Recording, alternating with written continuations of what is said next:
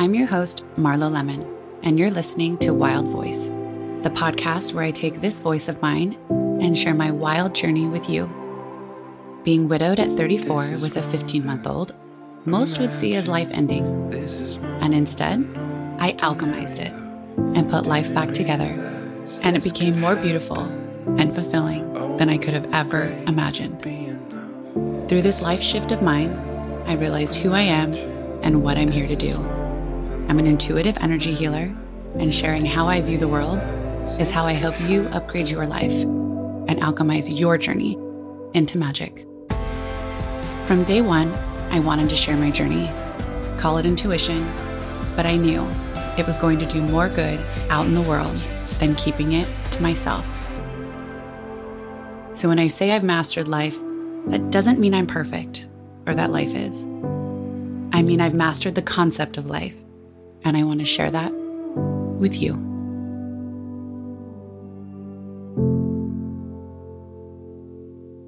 On today's episode, we're going to talk about health.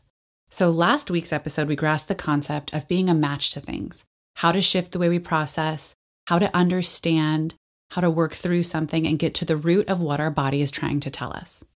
What's magical about that is everything starts as energy first. Then it moves to the physical.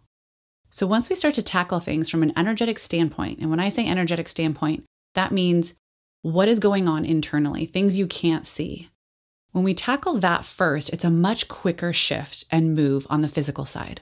And a lot of the times we've been taught the reverse, to almost attack the physical, figure out what's going on there, and then allow the rest to release. And it's actually the reverse. So when we start to tackle the energetic, that standpoint, we now release the physical opportunities to find us. Now, what do I mean by this? Well, until a lesson is released, until we get the concept, the physical solution doesn't present itself. And even if it does, it won't resonate with our body the way it could if we got it the other way around. Think of taking like a physical solution without the understanding behind it. And it's like putting a Band-Aid on something. It's a temporary fix, and a lot of the time, the long way out, and not always the most efficient or complete. So we've all known that putting a Band-Aid on something doesn't remedy what's going on completely. So using health as an example. Now we've started with the understanding of how we can help our bodies not be a match to disease, illness, viruses. Now we can release the physical opportunities to support it. Now, I'm not a doctor, and without working in sessions with someone one-on-one, I don't get to really dive into specifics for you.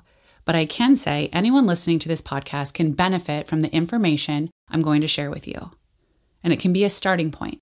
And this can be a topic of conversation or things you bring up or you're curious about that you can add to your routine after talking with your doctor. So, things I want to share with you that land high for boosting immunity. Things I do for myself, things I do for my family, and something I want to share with you in case these are things you can put in your back pocket. I actually have these little hidden compartments in my place that have bins of stuff. I have one that's called a COVID bin. I have one that's, just supplements. I have one that's kind of like first aid things. And it just makes me feel better. Again, going back to that topic we talked about last week, fear. A lot of the time fear pops up because we don't have a plan. Our mind needs a plan to calm it down. Once we have a plan, if you notice, it's like people that get insurance. It's like something happens if you don't have insurance, but the second you have it, you normally don't use it. Same kind of concept. So things I have in my immune boosting arsenal. Probiotics. I also really prefer liquid probiotics. And I order mine online, but for last minute options, there's some that you can find at a natural grocery store that do the trick to get you by, but there are some really powerful, strong ones that land really high as far as benefits, and they're liquid probiotic form. So a high quality liquid zinc.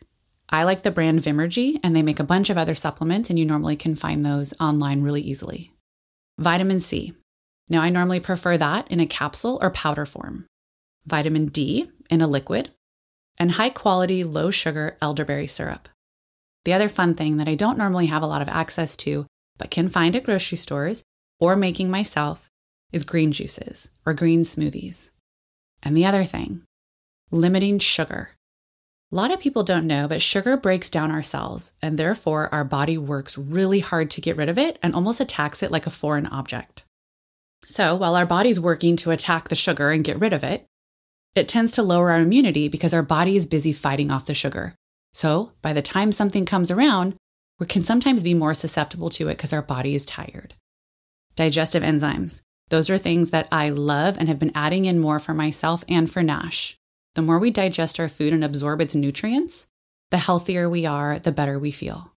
And something I love, and I take myself every day, is Wellness Formula by Source Naturals. That lands really high for me personally, and it is something that I have found has worked really well for my family and people around me that I have suggested it to. Again, with all of these things, use your own intuition, use your own resources, and check with your doctor before trying anything new. These are just things that have worked really well for me, and I want to share them with you. Now, I will say there are a handful of other things I do to keep myself healthy and my family. Another thing I want to share with you is getting really good at listening to your body. We have been raised to believe that we have to power through no matter what. Now, this has a place, right? It's that fight or flight. If your family is in danger and you're not feeling good, yes, pull yourself out of bed and do what you need to do. Majority of the time, though, we tend to miss the signals, and we don't need to always be in fight or flight, especially when we aren't feeling well. So I'm going to tell you a little story. When I was really sick last year with COVID, I felt terrible, and honestly, I thought I was dying. I was a match to a handful of really severe symptoms because of how I was operating right before I got sick. I came down with laryngitis and bronchitis, but I felt fine. I just sounded terrible. So I powered through and I ended up with COVID for weeks. I had panic attacks, oxygen levels that were like at a level 60, like pretty much right at the line where I needed to go to the hospital. I was passing out from high fevers. I'm telling you this because as I started to move through it, I knew the physical solutions weren't the only answer. I wasn't getting better. So I had to tackle, knowing what I know, I had to tackle what was at the root of what my body was telling me so I could move through it quicker and keep it from happening again. Anyone who has been severely sick or ill or is dealing with a virus or a disease, when you are sick, it is the worst feeling ever. And there is nothing more that you value than your health in those moments. So I wanted to get this lesson fully because I never wanted to be a match of being that sick again. And I tackled those things, and within days, along with all the supplements and other things I was doing, I started to pull out of it. And one of those lessons was knowing when to rest and take my body's sign of being sick as to slow down. If I had a penny for every person I knew that said that they didn't feel good, but kept getting up every morning to power through what they needed to do, when maybe, if they just slowed down, listened to their body for a day, let's say, I think they don't realize that you can power through something so much quicker than forcing your body day in and day out to almost ignore it and plow through it. If I would have slowed down sooner, I wouldn't have gotten so sick. I know that, 100%. I also felt like I had to show Nash that you get up and you do what you have to do. But the lesson he really needed to see was that we listen to our bodies because that's most important. And that lesson goes across the board for anything in life. Adults, kids, anything. And the other lesson of it's okay to get sick and not feel good. It's just a way to slow us down. By showing Nash that, I got to teach him that when we don't feel good, it doesn't mean we're broken. It's just an opportunity to listen. So I'll leave you with this little concept.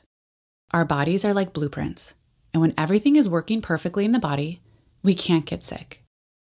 This is why we hear about people being sick and other people in their family not getting it, or drinking from the same water bottle as someone who is sick and not getting it ourselves, because we have to be a match to it on an energetic level.